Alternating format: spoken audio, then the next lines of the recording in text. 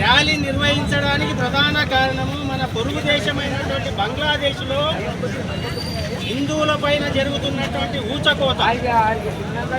అసలు బంగ్లాదేశ్ ఎవరి వల్ల ఏర్పడింది? బంగ్లాదేశ్ ఎప్పుడు ఏర్పడింది? ఎవరి అకృత్యాల నుండి బంగ్లాదేశ్ స్వాతంత్ర ఫలాలు పొందింది?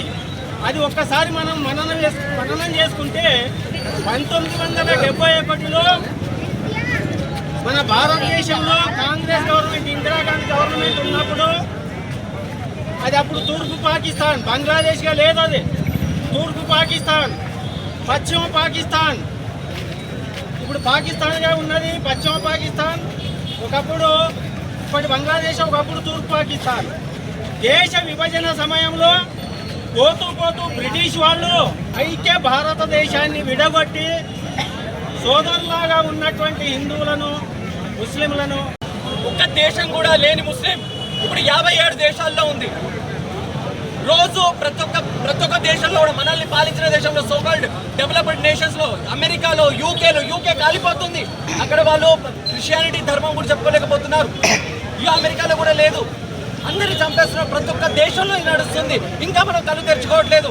ఇక్కడ మన దగ్గర జరగదు, మన దగ్గర కాదు అనుకుంటున్నాం. మన పక్క దేశంలో చంపేస్తున్నారు. ఆడవాళ్ళది ఎవరైనా తప్పించుకుంటే మగవాళ్ళు తప్పించుకుంటారు, ప్రాణాలతో ఆడవాళ్ళు కూడా తప్పించుకోలేకపోతున్నారు.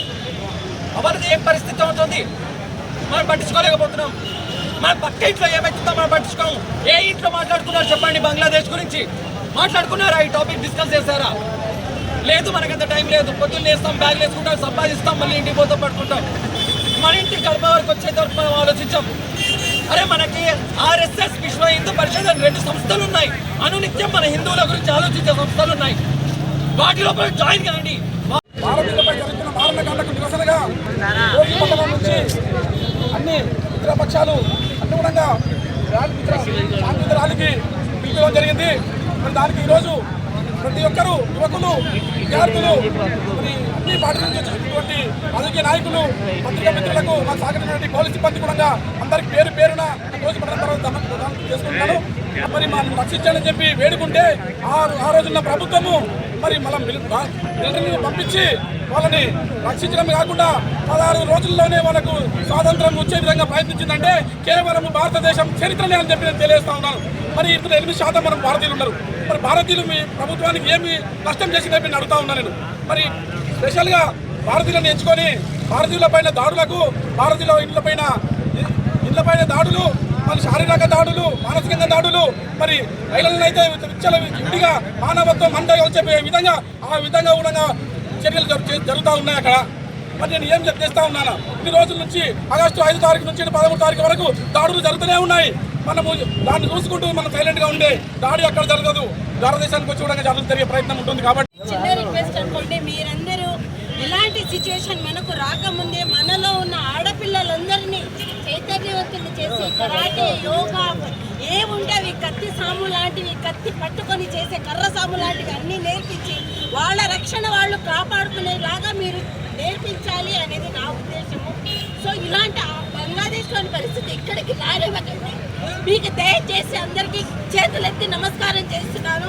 ఒక్కొక్క సిచ్యువేషన్ చూస్తుంటే వాట్సాప్లో ఉంటుంటే కళ్ళు కాదు. మీకందరికీ మహిళలు కదా ఇంట్లో కూర్చోబెట్టి తలుపులు తాళాలు వేసి కూర్చోబెట్టకండి. వాళ్ళ అలంకారంగా వాళ్ళ నుంచి వాళ్ళని బాధ. మీరు ఒక్క బుల్లెట్ షూట్తో చచ్చిపోతారు.